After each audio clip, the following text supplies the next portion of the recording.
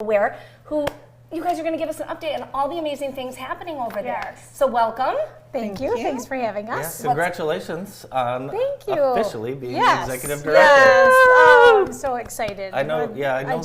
I enjoy it so much. Yes. Yeah, and you kind of mentioned that really this has been just such a surprise for you after retiring from education. Yes. You just love this work. Yeah, I do. I love the work. I love the staff, and of course, the biggest part about our work is ensuring that we offer the resources that people need, to heal. And so for 2025, we're really hoping to increase awareness about our services in the community. We hope to educate people about the signs of domestic violence and sexual assault, how to help someone, how to identify resources in our community that can support someone, and of course making strong community connections. We feel, and Catherine's going to talk today about a program we're offering in 2025, and those community partnerships just create health and well-being for all. So that's important to us this year. So Katherine, Christi was singing your praises, and you're kind of the brainchild behind this really cool program. Tell us a little bit about the Parent Cafe. Yeah, so the Parent Cafe is based on the Be Strong Families model, and Parent Cafe presents an opportunity for strangers to come together as peers. So it invites parents to come together and sit down, and instead of making small talk, we have a group of curated questions, and so people can choose specific questions to talk about and really get to the crux of challenges and successes that they have as families. And we oftentimes find out that we have more in common with people than differences, so we can really come together to support each other and build on 5 protective factors to strengthen our families, which are resiliency, relationships, those concrete supports that Christi was talking about in our community. So we're really looking to get people connected with that. Social and emotional competence of children. So really making sure that we're helping develop our children's ability to relate to their peers and to the world around them. And then, of course, knowledge. Knowledge of parenting and child development. Sure. And if somebody's interested, do they need to register in advance? Yeah, so I'd really love people to register advance because we offer a free meal. So parents can come down and they sit with each other at 5:30 at Jackson District Library. The Carnegie branch downtown are graciously hosting us. So at 5:30, people are invited to come down, sit for a meal. We have childcare on site that happens in the room or in the auditorium downstairs. And so we just sit together for a meal, and then around 6:30 we break up into a group, and the kids can go off and do a little activity with staff from Aware, and we get right to it. And we go just for about an hour, so it's nice and quick, and then people are out, kids are in bed, and chance to just step away from home life.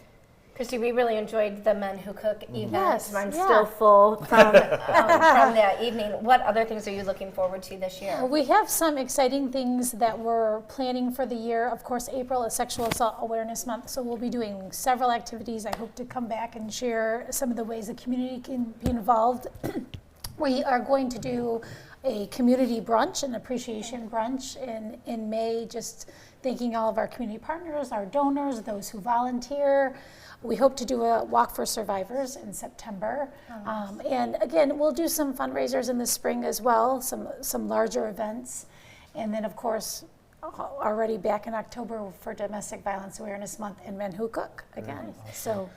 I was going to ask if you could remind just our viewers about some of the other services that you offer if people are interested. Absolutely, and we offer a variety of services for survivors, and they're residential and non-residential. First and foremost, we have emergency shelter for anyone who is experiencing domestic violence or sexual assault. They can call our 24-hour hotline. It's available 7 days a week, 24 hours. We offer free counseling services for survivors, and those are for people in shelter and non-residential as well. We have a sexual assault response team, again, 24 hours. We work with law enforcement and Henry Ford to respond to those cases and be there for support and connecting resources. We have child advocacy in programming for parents and children, which is really beneficial to so many. In addition, we have legal advocacy, so people needing assistance with personal protection orders or maybe custody cases, we provide that support as well. Now that you're more embedded, what were some of the biggest surprises, things that you didn't even know that Aware offer the community? Well, really all of the services, and I think it's really important to know that these things are available to survivors throughout their lifetime. So, it doesn't have to be immediate. I think that's something that I wasn't aware of, and coming in, I certainly want our community to know that you can utilize these services at any point. We also help with transportation. Sometimes survivors might need support with food, clothing, things of that nature. We have that available too, and those are available forever for survivors. What can the community do to best support you guys? Of course, we love volunteers. We take donations of food and clothing, and Katherine leads our volunteer program. Great. Yes. And so any type of volunteering is useful as well. What are some of the volunteer opportunities? Yeah, so there are a range of ways people can volunteer with Aware, from office work to going out in the community with me and sitting at resource tables at events, working in shelter. So with kids running activities, I offer a kids club to residential and non-residential people kids are people, but who have experienced domestic violence in the home. And so having another support person with me for that would be great. Of course, our volunteers go through a big training and get schooled on trauma-informed care and just have a little more understanding of what we do. Sure. We do background checks so everybody's like on the same page, and there's lots of ways that people can volunteer. It really depends on what skills somebody has, so we can find the best match, because we want our volunteers to be happy and long-term. Well, thank you guys so much Yes, for coming thank you. in, and looking forward to following along and supporting you guys through 2025. Thank you. We appreciate the Yeah, support. thanks for having us. Thank you guys, great job. From Aware Executive Director Christi O'Neill and Child Advocate Katherine Wrozek. More of the show after this. Stay with us.